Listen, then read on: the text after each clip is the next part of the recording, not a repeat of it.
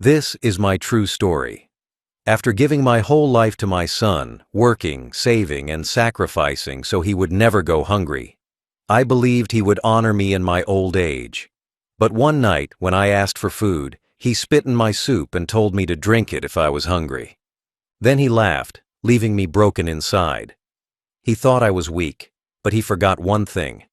The fortune he lived on was still mine. You won't believe what I did next.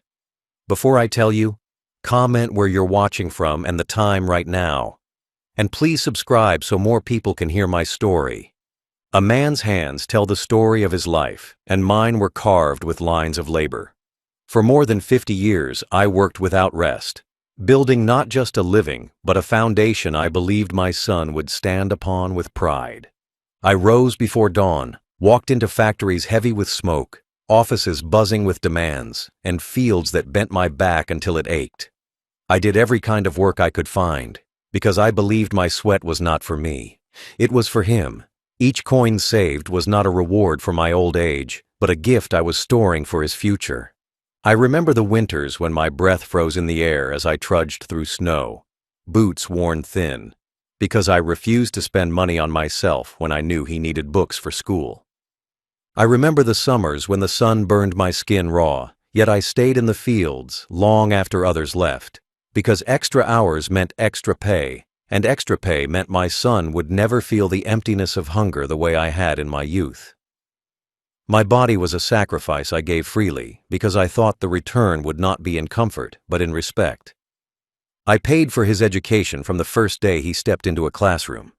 When other children carried torn notebooks, he carried new ones. When others struggled with tuition, his fees were paid on time.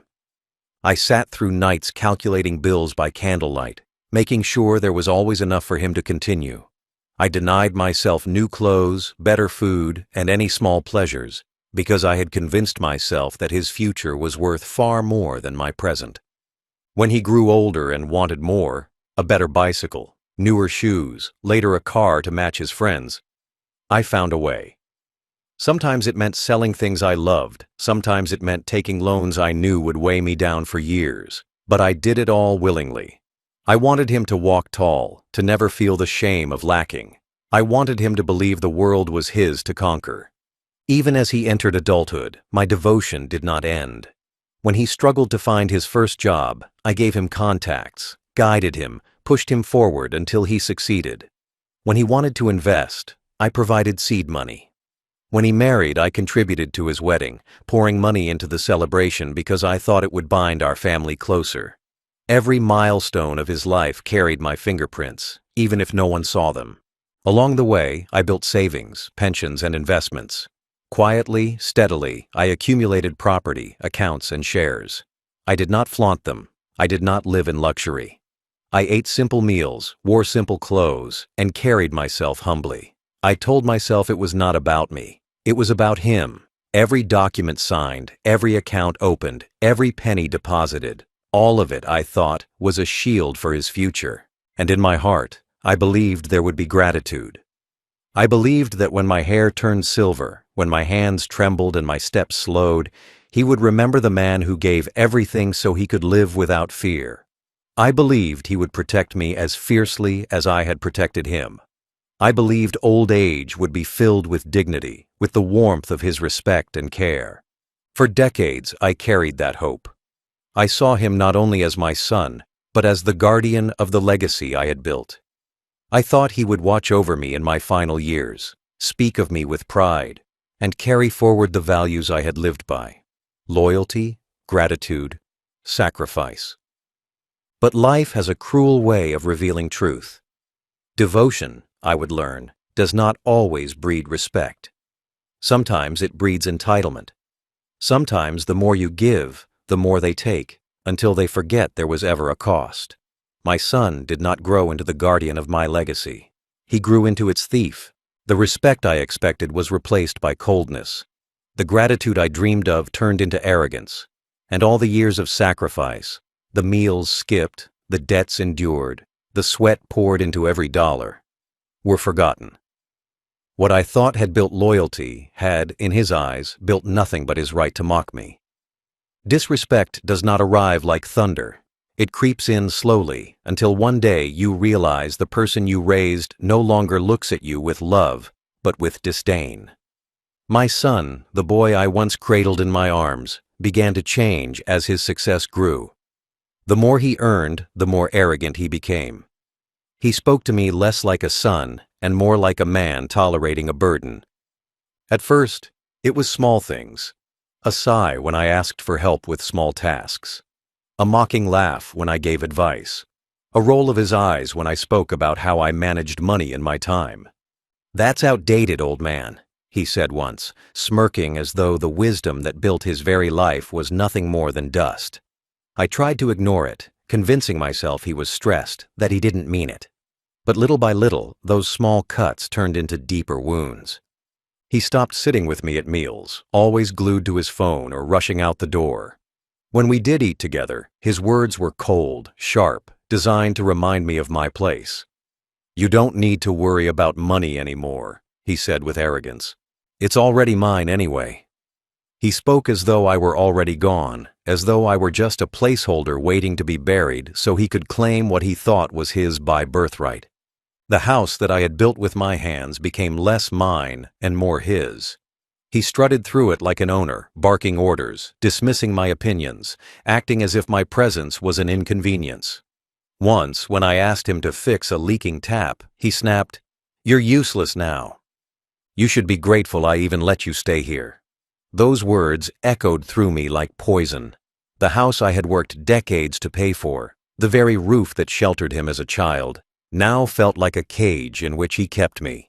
His disrespect was not only in words, but in attitude. He mocked my health when I struggled to walk too far. He laughed at my trembling hands when I tried to lift a glass. He called me finished, as though age itself was an embarrassment. The boy I once protected from every cruelty of the world had become the one delivering cruelty to me. The more I observed, the more I saw how he had come to believe my fortune was already his. He paraded in front of friends, speaking of his inheritance as though it were guaranteed, as though I were a vault waiting to be opened. He forgot that the vault still had a key, and that key was mine. But what cut deepest was not just the arrogance, it was the complete absence of gratitude. Not once did he look at me and say, "Thank you for the decades I had spent building his life." Not once did he acknowledge the meals I had missed, the nights I had worked, the debts I had paid. In his eyes, I was no longer a father. I was a relic, tolerated, mocked, and left to fade away. And yet, as much as his words hurt, I endured them. I told myself that perhaps time would soften him, that perhaps one day he would look at me with respect again. But I was wrong. His cruelty had not yet reached its peak. The day would come when his arrogance turned into something darker, something vile, a single act that would strip away the last threads of dignity I had left. And it came in the form of a bowl of soup. It was evening, the kind of evening when the body aches with hunger after a long day, and all a man wants is a warm meal to remind him he still belongs in his own home. My legs felt heavy, my stomach empty, but I gathered the courage to walk into the kitchen where my son sat scrolling through his phone, his face lit not by kindness, but by the cold glow of the screen. I spoke softly, careful not to sound demanding, careful not to disturb his pride. "Son," I said, my voice almost breaking, "could you make me a little food? Just some soup, maybe?" He didn't look up at first, just let out a long sigh, the kind of sigh that told me my very existence was an annoyance. He rose slowly, muttering under his breath, and rummaged through the cupboard. My heart carried a small spark of hope. Perhaps he would finally show me a shred of care. Perhaps the boy I had raised was still there, hidden under all that arrogance. But then it happened. He slammed a bowl down on the counter, filled it half-heartedly with soup, and just as I reached to take it with trembling hands, he leaned over and spat into it. The sound was sharp, disgusting, final. He shoved the bowl toward me, his lips curling into a sneer. "Drink it if you're hungry, old man." I froze. For a moment, I couldn't breathe. My hands trembled as I stared at the bowl, steam still rising, the spit floating on the surface like a stain I could never erase. My stomach growled, begging for food, but my heart twisted with shame. The boy I had once carried on my shoulders, the boy I had once starved for so he could eat, had reduced me to this, a man humiliated in his own home, offered not food, but mockery. And then he laughed. A cold, sharp laugh that cut through me worse than the act itself. He turned and walked away, leaving me there alone with the insult steaming in front of me. I sat at the table, staring at that bowl as tears welled in my eyes. I thought of the nights when I had gone hungry so he could eat until his stomach was full. I thought of the years I had bent my back, blistered my hands, and emptied my pockets so he would never feel the pain of want. And now, the same son I had given everything to had spat into my food and told me to eat like an animal. I pushed the bowl away, my hands shaking. My throat was dry, my stomach empty, but I could not bring myself to lift that spoon. Hunger was easier to bear than humiliation.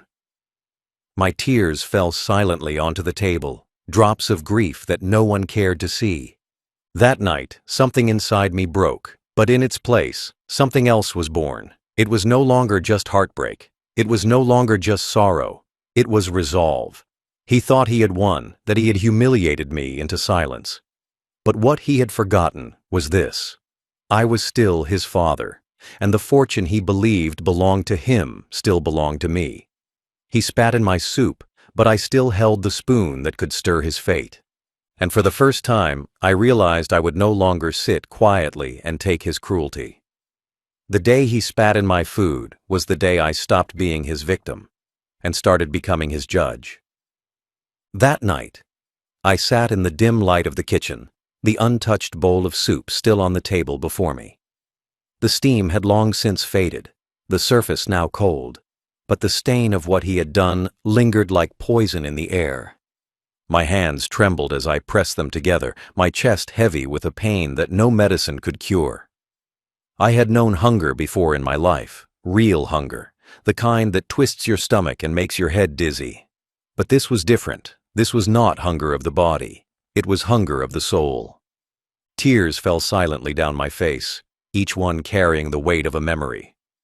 I remembered nights when he was just a boy, curled in bed under thin blankets, his face peaceful while I sat at the table, counting the coins in my pocket, deciding whether I would eat or save every bit for him. I remembered days when I came home exhausted, my clothes drenched in sweat, and still found the strength to cook for him, just to see his smile. I remembered birthdays when I skipped paying bills so I could buy him gifts, believing that joy would make him feel loved. Now, all those memories returned not as warmth, but as knives. I realized the cruel truth. The boy I had starved for, worked for, and lived for, had grown into a man who spat in my food and laughed at my hunger. The tears kept falling, each one a small funeral for the dignity I had lost in that moment. I wanted to ask myself why. Why had love turned into cruelty? Why had sacrifice bred entitlement instead of gratitude? But there were no answers in the silence. There was only the echo of his laugh, the sting of his words, the image of that bowl of soup. I sat there until the house grew quiet, until even the night outside seemed to pity me.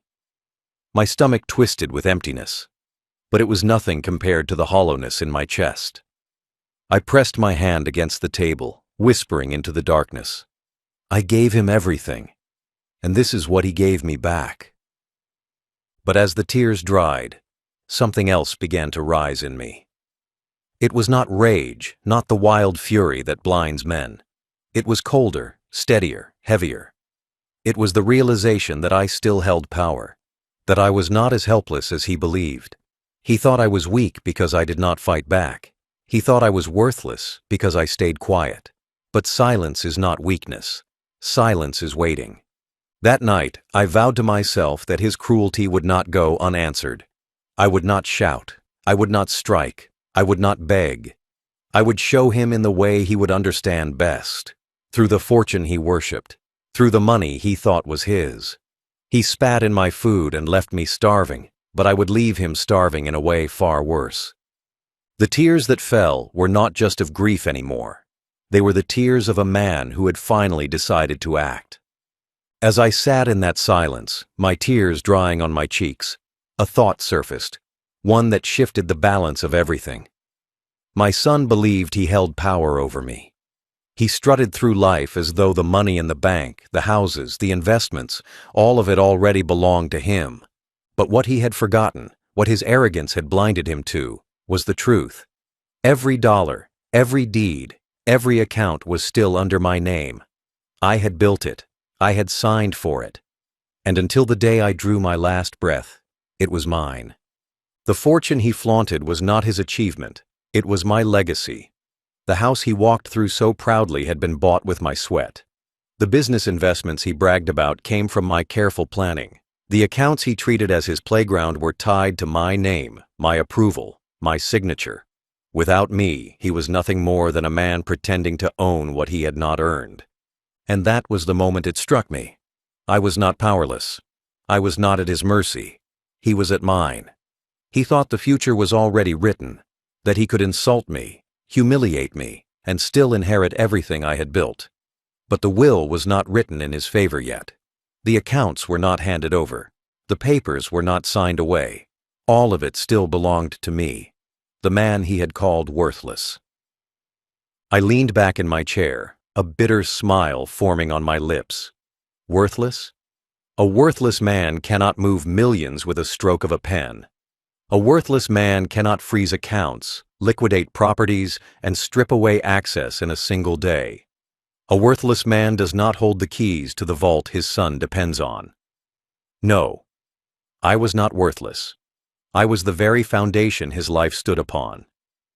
He had mistaken silence for weakness. He had mistaken humility for helplessness. He had mistaken patience for surrender. But I was none of those things.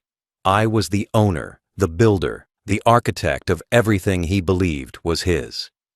And now, with the memory of spit floating in my food and his laugh ringing in my ears, I knew exactly what I had to do. This was no longer about survival. It was no longer about just eating with dignity. It was about teaching him the truth, that respect cannot be stolen, that cruelty carries consequences, that the man he mocked as powerless still had the power to erase his entire world. I walked slowly to my room that night, but my mind was sharper than it had been in years. I looked at the drawer where I kept the documents, the account details, the property deeds. They were all there, neatly organized, untouched, waiting, and as I pulled them out and spread them across the desk, I felt no fear, no hesitation. For the first time since his insult, I felt strength. He thought he had left me starving. He thought I had nothing, but I had everything, and I was about to take it all away from him. The night after the soup incident, I barely slept.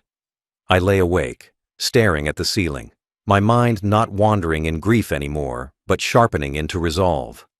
For the first time in years, I was not the old man he mocked. I was the architect of his downfall, and the blueprint was already in my hands. The plan was simple, precise, and devastating, and it would not require shouting, fighting, or begging. It would require only a phone call, a signature, and the quiet strength of a man who still owned everything. At sunrise, I rose from my bed with a clarity I had not felt in decades. I dressed carefully, not because anyone would notice, but because I wanted to look in the mirror and see not a broken father, but a man of authority. I tied my old tie, straightened my jacket, and whispered to myself, "Today, I take back what is mine."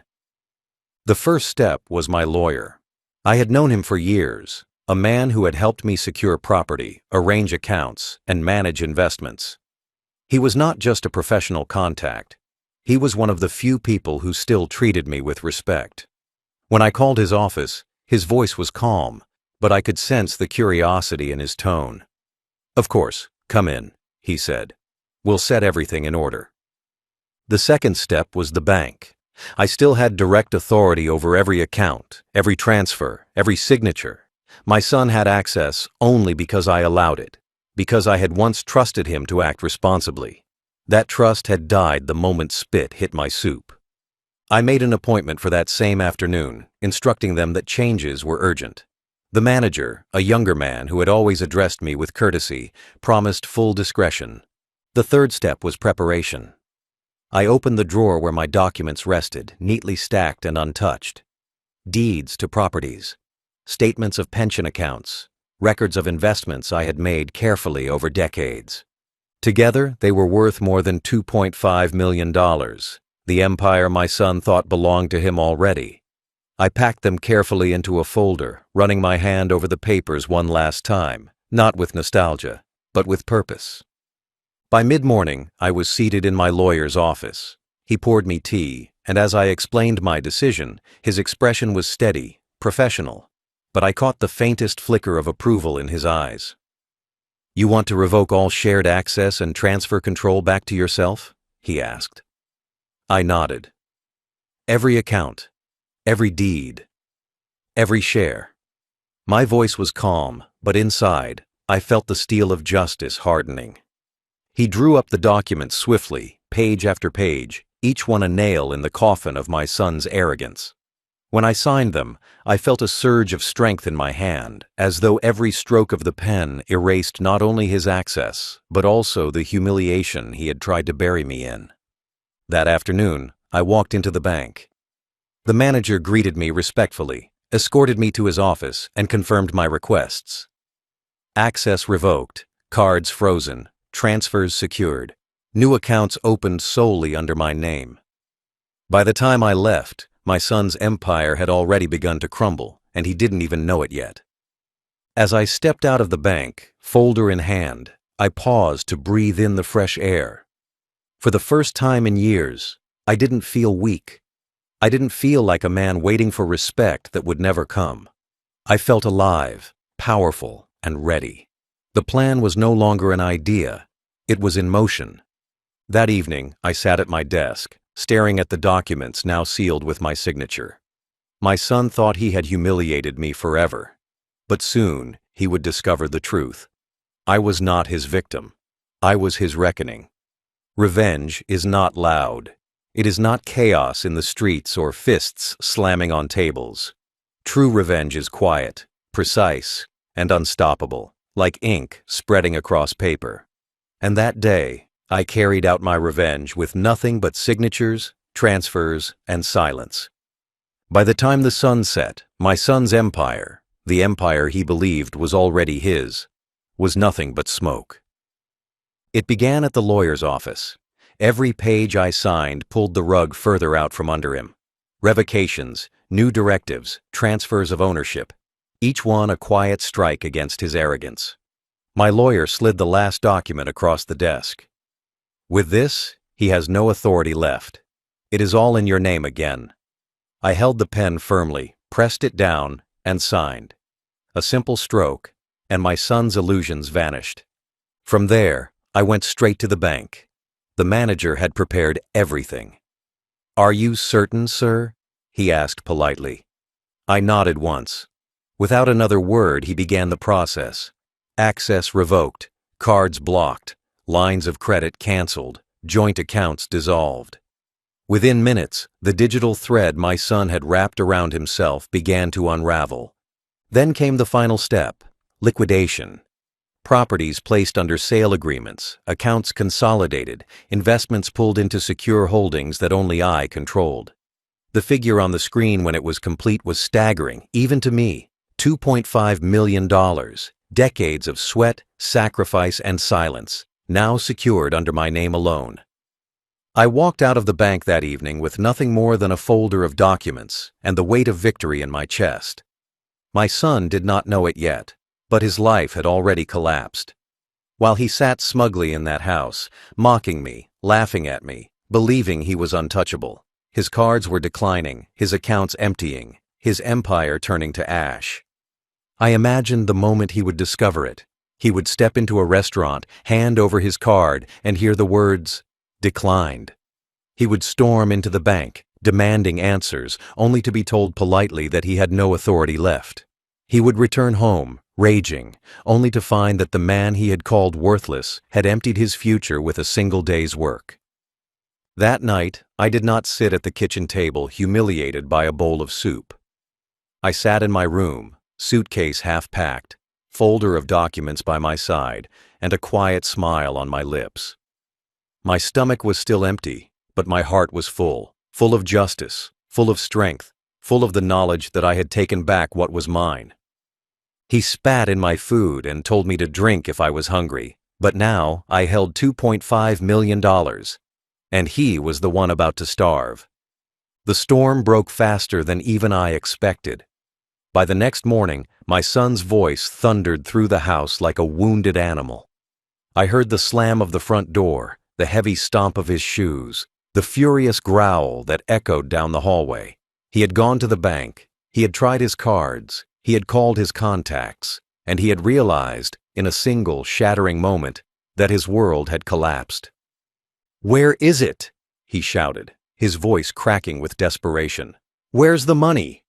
Where's my account?" He stormed into the kitchen, his face red, his fists clenched, rage radiating off him like heat. He looked less like a man and more like a child whose toy had been snatched away. But I was not there to answer him. I had already packed my suitcase, already left before the sun rose. The rooms that once held my presence now stood empty, the silence louder than his fury. On the kitchen table, where once sat the bowl of soup he had spat in, I left only a single envelope. Inside was a short note, written in my trembling but steady hand. "You spat in my food. Now you starve on your own." That was all. No explanations, no excuses, no pleading words of a broken father. Just the truth, sharp and simple, a mirror to the cruelty he had shown me. I imagine his hands shook as he unfolded the paper, his eyes darting over the words, his mouth curling in disbelief. I imagine the fury that followed, papers ripped, chairs overturned, curses hurled into the empty air. But none of it mattered. His rage could not refill his accounts. His curses could not bring back the money. His fists could not break the signatures that had already sealed his fate. By midday, he was calling everyone he knew. Friends, colleagues, contacts. But respect built on wealth is fragile. Without money, his calls went unanswered. Without the promise of influence, his friends disappeared like smoke. Even the ones who answered gave him nothing but pitying excuses. He was alone, stripped bare, his arrogance exposed for the hollow pride it had always been. Meanwhile, the bills began to pile up. Creditors called, debts pressed in, the cars, the luxuries, the life he had paraded in front of others, all of it teetered on the edge of collapse. He had lived his life assuming the safety net I built would never vanish. Now he discovered that the net was gone, cut by my own hands. I wasn't there to see him crumble, but I know him well enough to picture it, pacing through empty rooms, tearing through drawers, slamming his fists on tables, demanding answers from the air. But the house only echoed back his own fury. The man who once laughed at my hunger now tasted the first bite of his own. And all the while, I was already gone. My suitcase with me, my documents secure, my $2.5 million out of his reach forever. The fallout was not an explosion. It was a collapse. Slow, crushing, undeniable. And it had only just begun. The days that followed were not kind to my son. Without money, without access, without my name shielding him, he was stripped bare in front of the world. The first cracks appeared in his business. Suppliers who once bent over backward to please him suddenly stopped taking his calls. Loans he had leveraged on my fortune were recalled overnight. His cards, once swiped with pride, were declined again and again. Each refusal was another slap in the face, another reminder that the empire he strutted through was never his. It was mine. Then came the whispers. News spreads fast in communities where pride is currency. Word traveled that my son had been cut off, that his accounts had been emptied, that the man who mocked his own father now stood with nothing. Neighbors who once nodded respectfully at him now whispered behind closed doors. Friends who toasted to his success began to vanish, each one slipping away as soon as they realized there was nothing left to gain. Even his wife, tired of the chaos and desperate for security, packed her bags and went to her family's home. She left him with silence, her absence louder than any argument. Debt collectors circled, bills piled up on the kitchen table where once he had left my soup to rot. The cars were repossessed, the luxuries sold off one by one. I can imagine him sitting in that house, the walls echoing with emptiness, the laughter he once weaponized against me, replaced with the hollow sound of his own despair. For the first time in his life, he knew hunger. Not just the hunger of an empty stomach, but the hunger of a man who realizes too late that everything he had depended on was never really his. His arrogance collapsed into desperation. He tried to chase me, of course. He called my old lawyer, stormed into the bank, even asked neighbors if they had seen where I had gone. But each attempt ended the same way. Doors closed, phones unanswered, silence pressing down on him like a punishment. He discovered what true power looked like. Not shouting, not insults, but vanishing. And where was I? I was already far beyond his reach. With my documents secured and my accounts consolidated, I booked a one-way ticket overseas. I did not tell anyone my destination.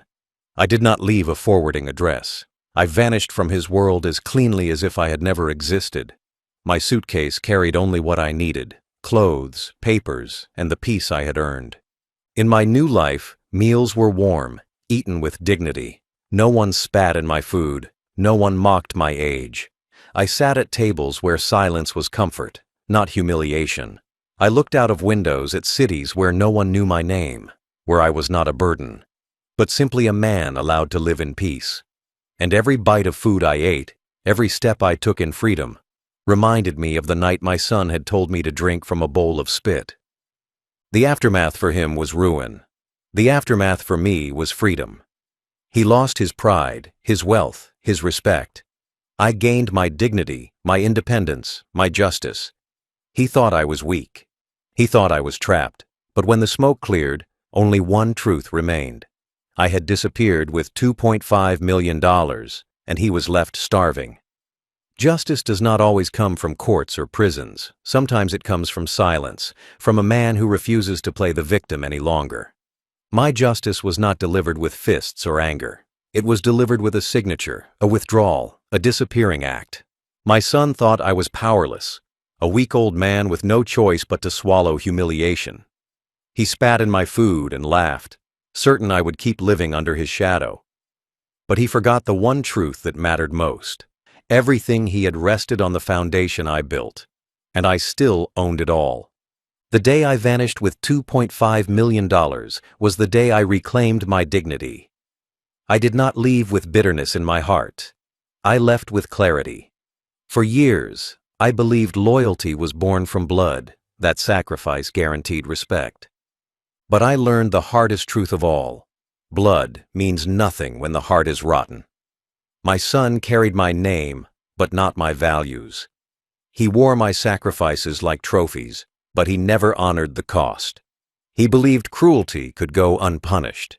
He believed arrogance could replace gratitude. He was wrong. As I settled into my new life, far away from the house where he spat in my soup, I felt a peace I had not known in years. I ate meals that were warm, clean, and served with respect. I walked streets where no one knew my history, where I was not mocked as old and worthless, but greeted simply as a man. Each bite of food was a reminder. I had chosen dignity over humiliation, justice over silence, and I had won. Meanwhile, I know what became of him. He was left with nothing but empty rooms and unpaid bills. The arrogance that once filled his chest collapsed into despair. The friends who clung to his wealth abandoned him. The pride he wore like armor shattered. And in his darkest moments, when hunger twisted his stomach and silence filled his home, I know he remembered me. I know he remembered the bowl of soup, the spit, the laughter, and I know he realized too late that the man he called worthless had destroyed him without raising his voice. I did not need to shout. I did not need to fight. I only needed to walk away with what was mine. That was my justice. To let him starve on the arrogance that once fed him, while I lived free on the fortune he thought was his. Final thought. He thought I was worthless, but my signature was worth $2.5 million, and it bought me freedom.